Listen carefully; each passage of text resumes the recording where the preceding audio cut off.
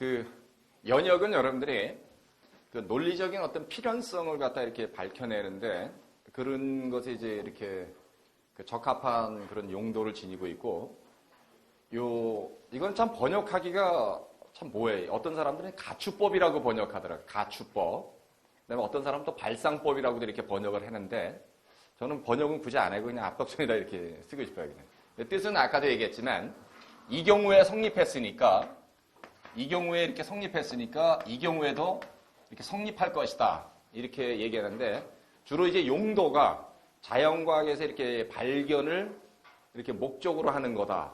이게 이제 있는데 요거를 설명을 좀 더 이제 보강을 한번 해봅시다. 이거는 이제 여기가 성립했으니까 이쪽이 성립했으니까 이것도 성립할 것이다. 이렇게 이제 우리가 추론해가는 방식을 이제 우리가 그 압덕션이다 이렇게 얘기를 해가는 것 같아요. 예를 하나 들어봅시다. 여러분들 그 유전학자 그 멘델이라는 사람이 있는데 이 멘델이라고 하는 사람이 이제 유전학의 이제 법칙을 발견했는데 이 사람이 이제 신부예요. 신부고 그 신부라고 하면은 이제 가톨릭 갖다 이 수업을 이렇게 배워야 되니까 이 사람이 이제 아리스토텔레스를 또 전공을 했어요. 아리스토텔레스 전공이니까 이 사람이 이제 아리스토텔레스 전공자인데 아리스토텔레스의 철학은 여러분들이 누가 뭐라 그래도 아리스토텔레스의 철학은 누가 뭐라 해도 가능성이 현실성을 갖다가 이것이 현실성을 갖다가 이렇게 닮아가는 거다 이 뜻이에요. 이게. 닮아간다 이렇게 얘기를 해야 될 것 같아요. 아리스토텔레스한테는 계란이 먼저냐 닭이 먼저냐 이렇게 물어보면 말할 필요 없이 닭이 먼저예요. 왜냐하면 그게 완성된 거기 때문에. 그래서 항상 가능성은 현실성을 따라간다 이렇게 얘기를 해요. 그러면 자식들은 부모를 닮아가는 거예요. 이게. 자식은 부모를 이렇게 닮아가니까 그 멘델이라고 하는 사람은 여기서 이제 아리스토텔레스의 세계상에서 힌트를 얻었어요. 모든 가능성은 현실성. 아리스토텔레스는 이제 현실성이라고 하는 것이 완전하다라고 하는, 완성됐다라고 하는 엔텔레케의 개념도 있어요, 이게. 그래서 모든 가능성은 완전성을 따라간다. 이제 이런 세계 상황이 있으니까 이 사람은 모든 생명체들은 이 싹이 어떤 완성을 갖다 이렇게 따라갈 것이다. 이렇게 추측을 했다, 이 뜻이에요. 그래가지고 이제 민들렌이 여러 가지 이렇게 자기가 경험적으로 관찰하다 보니까 여기서 이런 것이 이렇게 확인이 돼가지고 나중에 이제 유전자 법칙을 갖다 이렇게 발견해내게 됐다 이 뜻이에요. 그래서 이거는 이 경우에 성립했으니까 저 경우도 성립할 것이다 이렇게 여러분들이 논의를 확장시키는 거예요. 근데 목적은 어디에 있냐면 발견을 목적으로 하는 거다 이 뜻이에요. 근데 발견에 기여할 수도 있고 발견에 기여하지 않을 수도 있기 때문에 여러분들은 발견이 항상 된다라고 하는 필연성을 장담할 수가 없다 이 뜻이에요. 이게. 그래서 이 과학적 발견의 목적은 여러분들이 그 발견이 필연적으로 성공한다라고 하는 어떤 보장은 없지만 그럼에도 불구하고 이렇게 유추를 통해서 발견을 해나가는 이런 추론 방식이다 이 뜻이에요. 이게. 그래서 이제 현대화 가지고는 논리학자 퍼스가 이걸 갖다 이제 많이 이렇게 전개를 시키는데 이거는 퍼스 이전에도 자연과학에서 주로 이제 유추를 통한 어떤 발견에서 많이 쓰여가는 어떤 그 추론 방식이다. 그러니까 엄밀한 의미에서는 논리적 추론은 아니에요. 이거는 과학에 있어서 발견에 기여하는 방식이다. 그러니까 여러분들이 자연과학은 법칙을 발견해내는 학문이지 그 논리학처럼 규칙을 따르는 학문이 아니에요. 여러분들이 논리학은 규칙을 갖다 발견해낸다면 큰일 나요. 규칙을 따르는 학문이지 규칙을 발견해내는 학문이 아니다 이 뜻이에요. 그 다음에 이제 귀납이라고 하는 거는 여러분들이 귀납이라고 하는 것은 현실적인 필요성은 뭐냐면 귀납에서는 우리가 어떤 걸 갖다가 통계적으로 일반화시켜서 그 어떤 경향 그런 걸 갖다 이해하는데 이렇게 도움이 되기 때문에 이 귀납적인 것도 굉장히 많이 이제 소위 말해서 우리 삶하고 아주 밀접한 연관이 있어요. 이 차이가 구별이 됩니까? 그러니까 이제 논리는 여러분들이 규칙 따르기다라고 하는 이런 이제 어떤 그 학문이고 규칙 따른다라고 하는 이런 학문이고 논리학은 논증을 다룬다. 논증이 성립하려면 반드시 전제하고 결론이 있어야 된다. 이거를 여러분들이 염두에 두면 될 것 같아요. 그 다음에 이제 자연과학적인 발견을 목적으로 하는 것하고 논리학은 이렇게 구별이 된다. 그 다음에 경험적인 일반화를 목적으로 하는 귀납하고 이렇게 차이가 있다. 그래서 이제 논리학이 주로 다루는 대상은 연역하고 귀납은 그 논리학의 어떤 그 소위 말해서 추론 영역에 있지만 이거는 이제 빠져버려요. 이거는 그 논리학이 이렇게 다루는 모습이 아니에요. 예를 들면 이제 존 스튜어트 밀 같은 사람들이 요걸 갖다가 이제 다른 방식으로 응용해서 논리학의 한 분과를 이루고 있는데 엄밀한 의미에서 이건 논리적 규칙하고 아무 관련이 없다 이 뜻이에요. 그러니까 여러분들이 논리학을 열심히 하고 잘한다 그래서 무슨 뭐 그 유전자 법칙을 발견한다든지 무슨 뭐 행성을 발견한다든지 이런 거하고는 아무 관련이 없다 이 뜻이에요. 요 세 가지 추론 방식의 차이가 좀 이해됩니까?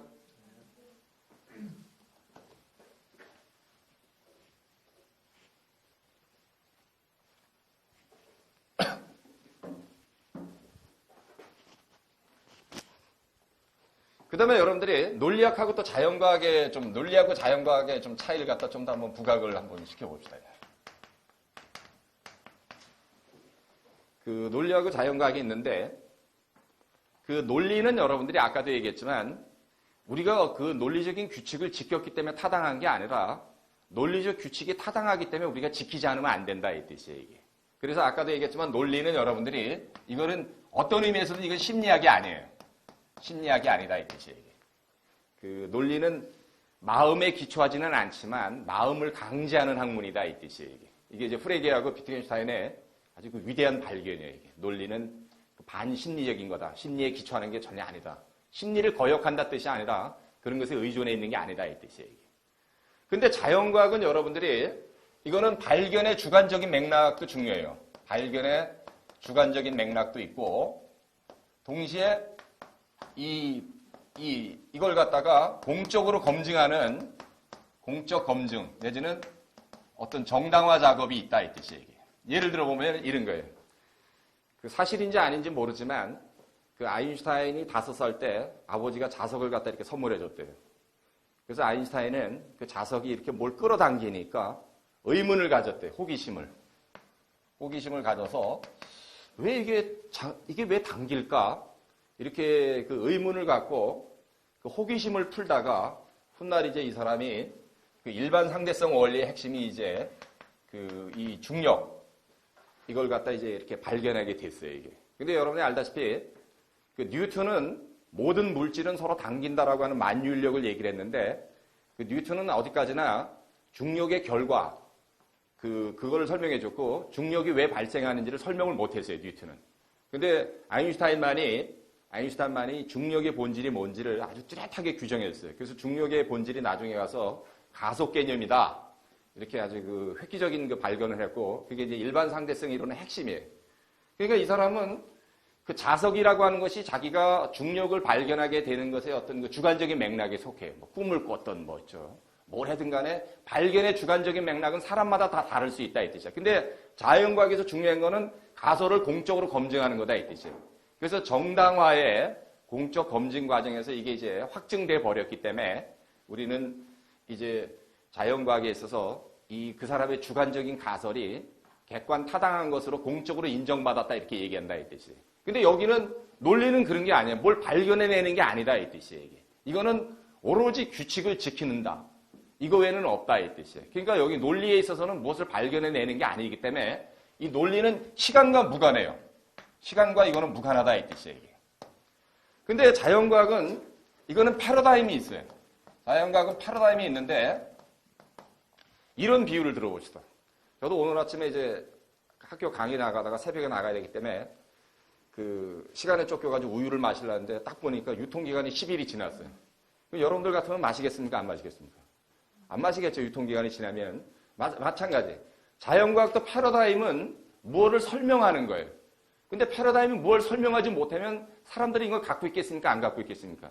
갖다 버린다 이 뜻이에요. 그렇기 때문에 패러다임에 유통기간이 있어요. 이거에 유통기간이 있다 이 뜻이에요. 유통기간이. 예를 들면 아리스토텔레스가 무거운 물체하고 가벼운 물체를 갖다 떨기면은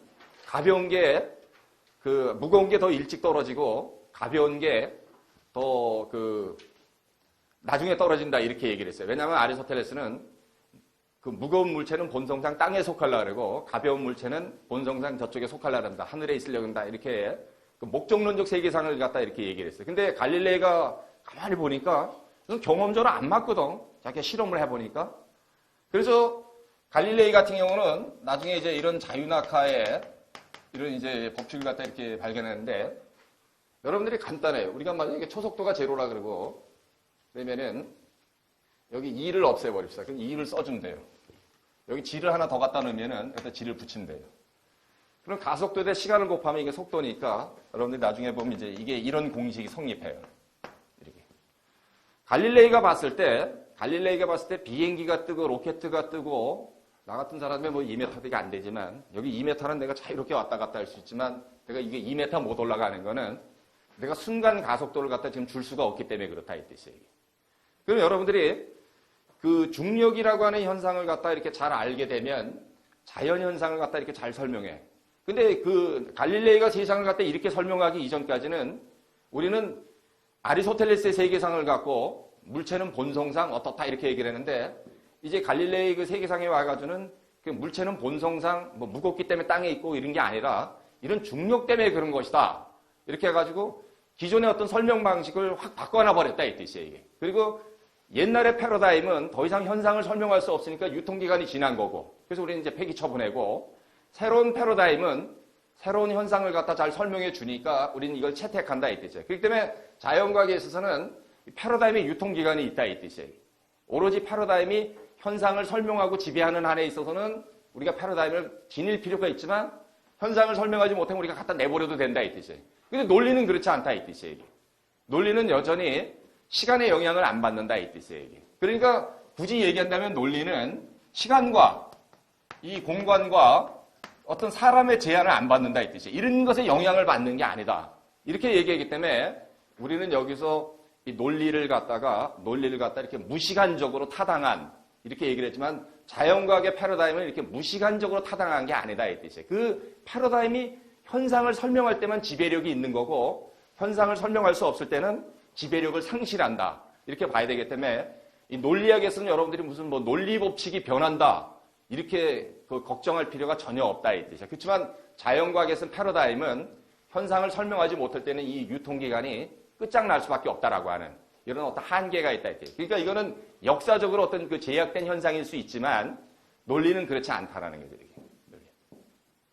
예를 들면 여러분들이 2 더하기 3이 5인데 저쪽에 뭐 북극에서는 6이 되고 남극에서는 4가 되고, 이건 큰일 난다 이 뜻이에요. 이게. 2500년 전에는 6이 됐다가 2700년 뒤에는 뭐 3이 되고 이런 게 아니다 이 뜻이에요. 2500년 전에도 5였고 지금도 5고 앞으로도 5다 이 뜻이에요. 시간의 영향을 안 받고 사람과 장소의 영향을 안 받기 때문에 이 논리라고 하는 것은 그런 의미에서 좀 불변하는 어떤 그 규칙이 좀 불변하는 성격을 지닌다 이렇게 봐야 되지만, 자연과학의 법칙은 불변한다 이렇게 얘기를 하면 안 돼요. 그것이 도전에 견뎌낼 수 있는, 우리가 칼포퍼식으로 얘기한다면 도전에 견뎌낼 수 있는 한에서만 패러다임이 유효기간이 있는 거고, 도전에 저거를 견뎌낼 수 없으면은 우리는 이 패러다임을 폐기 처분해도 된다 이 뜻이에요. 그렇기 때문에 여기는 패러다임의 어떤 역사적 교체가 있지만, 이쪽에서는 논리에 있어서는 논리 규칙의 어떤 역사적 교체가 있다 이렇게는 얘기 안 한다 이 뜻이에요. 이해됩니까? 이게 참 중요해요. 이게 그 차이가.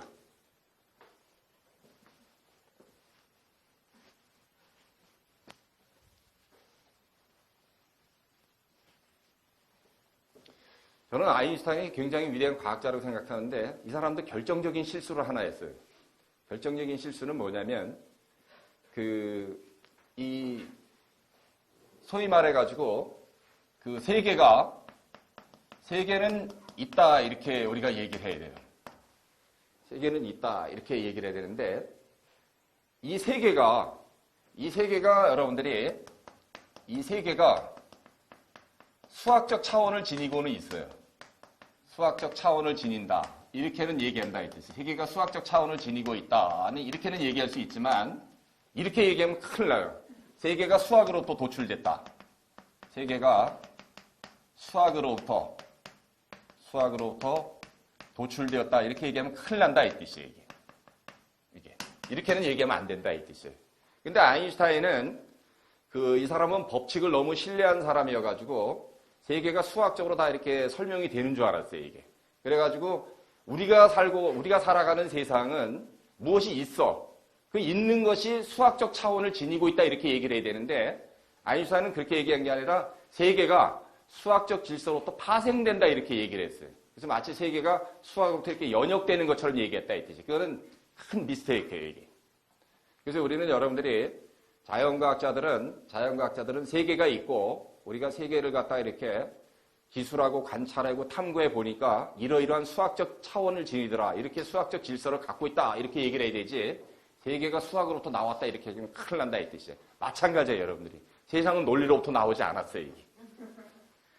논리는 세계를 갖다 창조한 것도 아니고 아무것도 아니다. 이 뜻이에요. 그냥 논리는 사고 규칙에 그냥 타당성에 지나지 않을 뿐이다. 이 뜻이에요. 그렇기 때문에 여러분들이 논리 잘한다고 해서 세상 잘하는 게 아니다. 이 뜻이에요, 이게. 그러니까 오늘날에 와가지고도 우리가 이제 얘기해 갈 때 수학이라고 하는 것도 하여튼 필연을 다루는 학문은 딱 둘 뿐이 없어요. 필연을 다루는 학문은 수학하고 논리학뿐이 없어요.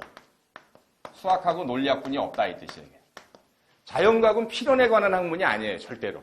왜 그러냐면 우리가 이제 한번 그 예를 한번 들어봅시다. 이 필연이다라는 말은 우리가 어떻게 데피니션을 내려야 되냐면 어떤 것이 항상 그렇다 이 뜻이에요. 이게. 어떤 것이 항상 그렇고 대안은 불가능하거나 없다 이렇게 얘기를 해야 돼요. 대안은 불가능하거나 없다 이 뜻이에요. 필연이라고 하는 것은 항상 그렇고 대안은 없거나 불가능하다. 이게 이제 필연에 관한 가장 좋은 정의예요. 라이프니츠 이래로. 근데 여러분들이 자연과학의 법칙은 이건 필연이 아니에요. 왜 그러냐면 법칙이라고 하는 거는 이 말의 뜻이 뭐냐면 현상을 지배하는 힘이에요. 이거는 현상을 설명하고 지배하는 힘이다 이 뜻이에요. 지배하는 어떤 힘이다 이 뜻이에요. 이게 법칙이. 근데 법칙이 현상을 설명하지 못하면 어떻게 되냐? 법칙은 폐기 처분돼야 돼. 그럼 법칙이 왜 우리가 받아줘야 되냐면 이게 현상을 설명하는 힘 때문에 그렇다 이 뜻이에요. 이게. 근데 자연과학의 법칙은 왜 필연이 아니냐면 이 법칙이 두 가지로 나눠져요. 하나는 예외를 인정하지 않는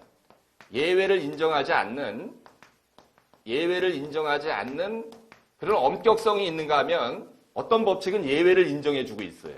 예외를 인정한다 이 뜻이에요. 이게. 법칙은 이렇게 우리가 얘기를 해봐야 된다 이 뜻이에요. 이게. 예를 들어봅시다. 모든 물질은 중력의 지배를 받는다. 예외를 못 대요, 우리가. 그렇기 때문에 모든 물질은 다 중력의 지배를 받는다라는 것은 예외를 인정해 주지 않기 때문에 중력 법칙이 모든 물질을 갖다 지배하는 가장 근본적인 어떤 법칙 중에 하나예요. 그래서 우리는 중력 법칙은 예외를 인정해 주지 않기 때문에 굉장히 엄격하다 이렇게 얘기를 해요. 근데 어떤 거는 예외가 있을 수밖에 없어요. 예를 들면 여러분들이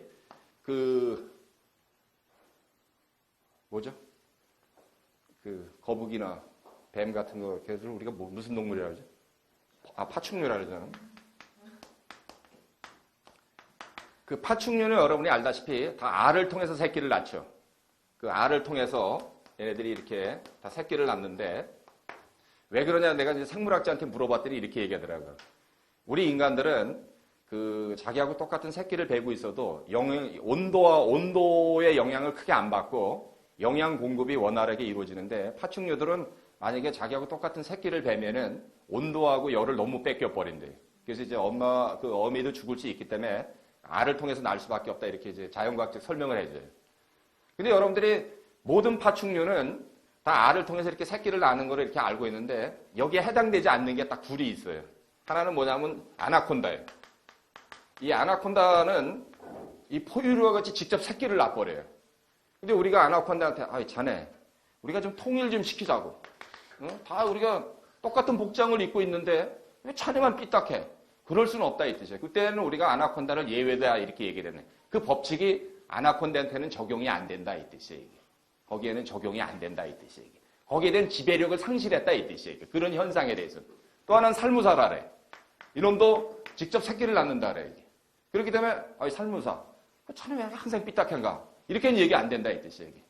우리는 이 파충류가 새끼를 이렇게 낳는 방식은 아나콘다하고 살무사에 대해서는 지배력을 상실한 채 나머지 것들은 다 지배한다. 이렇게 얘기를 해야 된다. 그래서 자연과학의 법칙은 어떤 경우는 예외를 인정해 주지 않지만 어떤 경우는 예외가 있어요. 그래서 우리는 자연과학의 법칙을 논리의 필연성이라든지 수학의 필연성이다. 이렇게는 얘기하면 안 된다. 이 뜻이. 그래서 이게 달라요.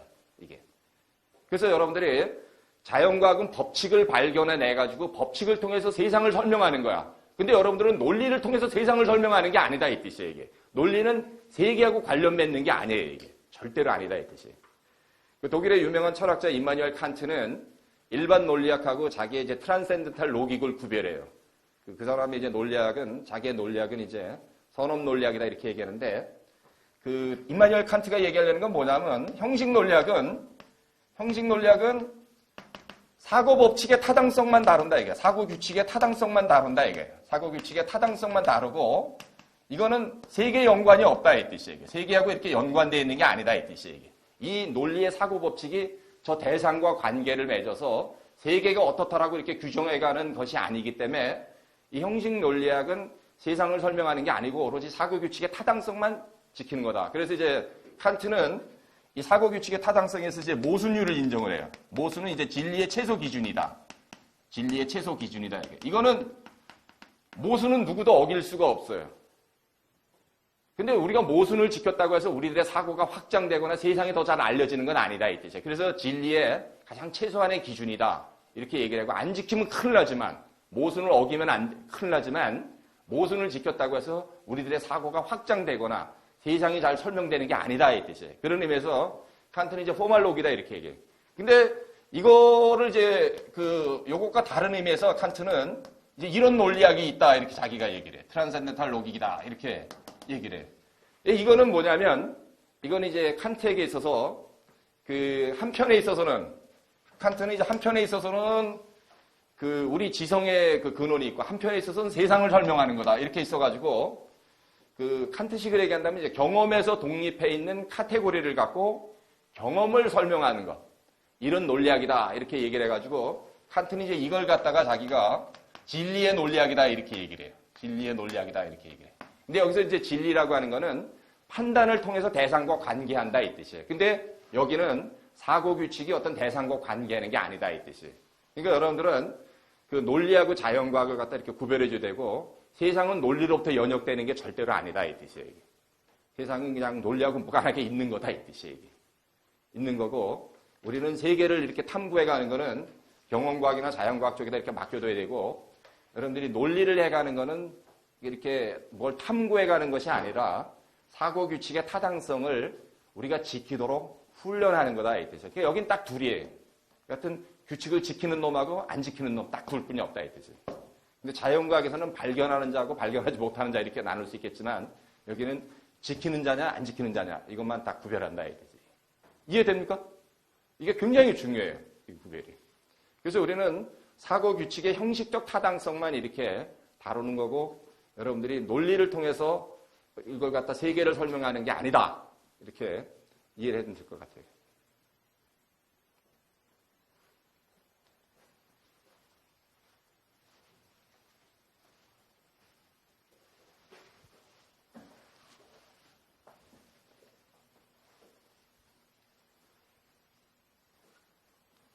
그럼 이제 우리는 여러분들이 이제 논리학에서 중요한 한 챕터를 이뤄가는 내포하고 한번 외연에 대해서 한번 좀 따져봅시다. 개념에 있어서 내포하고 외연, 이 개념론에 있어서 이 세프트라는 말이 무엇을 갖다 이렇게 잡는다 이런 뜻인데 컨셉 그러면은 여러분 우리가 이제 개념이다 이렇게 얘기하는데 사실은 공통으로 뭘 잡았다 이렇게 얘기하면 될 것 같아요. 공통으로 뭘 잡았다 이렇게 얘기하면 될 것 같아요. 예를 들면 이제 박지성이가 가운데서 공을 낚아채면은 저 사람이 이제 인터셉트 했다 이렇게 얘기해요. 가운데서 싹 이제 낚았다 이렇게 얘기를 해요. 연세대학교가 신입생들을 갖다 이렇게 환영할 때 억셉트 한다 그래. 이제 C를 만나니까 우리 이쪽으로 받아줬다 이렇게 해서 억셉트 한다 그래. 여러분들이 이제 2시에 딱 끝나고 나서 8시에 다시 모여라 이렇게 얘기할 때는 여러분들 환영 리세트 한다 이렇게 얘기를 해요. 근데 손에 뭔가 잡은 것 같았는데 확 빠져나갔을 때 여러분들은 기만당했다 이렇게 디셉트하다 이렇게 얘기를 해요. 이게 뭔가 잡힌 것 같은데 빠져나가 버렸어요. 내가 속았다 기만당했다 이렇게 얘기할 때 달아나가 버렸다. 이건 다시 받아줬다. 이쪽으로 다시 수용했다. 이거 가운데서 낚아챘다 이렇게 얘기해요. 마찬가지로 컨셉트 그러면은 이 뜻이 뭐냐 그러면 공통인 것만 이렇게 우리가 출연했다 받아줬다 이렇게 여러분들이 이해하면 될 것 같아요. 그래서 개념을 갖다가 이제 우리가 이해할 때 여러분들의 개념은 이거는 이제 영국 경험론하고 칸트에게 있어서는 하나 공통이 있어요. 이거는 추상을 통해서 얻어낸 것이다. 이렇게 이제 얻어낸 것이다. 이게 굉장히 중요해요. 추상 과정을 통해서 얻어낸 것이다. 이건 아리스토텔레스도 똑같아요. 영국 경험론자고 칸트하고 요 점에 있어요.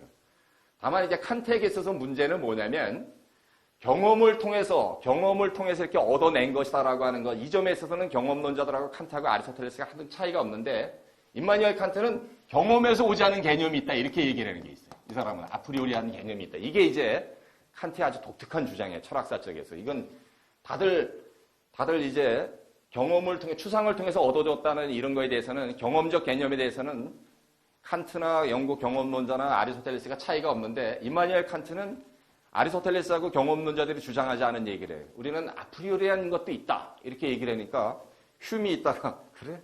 난 좀 못 알아듣겠으니까 나 좀 납득시켜달라. 이렇게 이제 흉이 이의 신청을 하면은 칸트가 그래. 내가 똑똑한 너한테 대해서 왜 그런지 설명하면 이렇게 해가지고 이제 설명하는 게 이제 영국 경험론하고 독일의 이제 철학을 갖다 이렇게 구별짓는 결정적인 그 요예. 하여튼 우리는 이걸 다루는 건 아니에요. 그러니까 이제 컨셉을 갖다 얘기할 때는 이렇게 경험적인 개념만 이렇게 얘기합니다. 예를 들어 봅시다, 여러분들이. 백두산, K2, 뭐 금강산, 몽블랑, 뭐 마추픽추, 전 세계 산이 난 몇 개 있는지 모르겠어요. 무수히 많은 산에서 이렇게 하여튼 뭐 셀 수도 없는 많은 산에서 여러분들이 차이는 다 제거를 해버려요. 차이는 다 제거하자 이 뜻이에요. 예를 들면 여러분이 금강산에는 사계절이 뚜렷하고 단풍이 들지만 K2는 이게 만년설로 덮여있기 때문에 여기는 단풍도 없고 여기는 뭐 식물도 안 살아요. 살 수도 없고. 그러면 여러분들은 금강산하고 K2는 개별적으로 보면 너무 다르다 이 뜻이에요. 이게.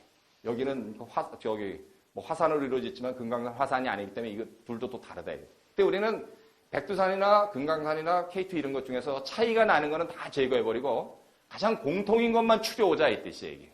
그래서 여러분들은 가장 공통인 건 뭐가 있겠습니까? 모든 산의 공통인 것. 네? 이게 있겠죠. 높이가 있겠죠. 높다라고 하는 거. 얼마인지는 상관없어요. 여러분들이 백두산이 2744를 모른다고 하는 거 굉장히 많아요. 그런 사람. 상관없어요. 우리는 백두산이 몇 메타인지 몰라도 상관없어요.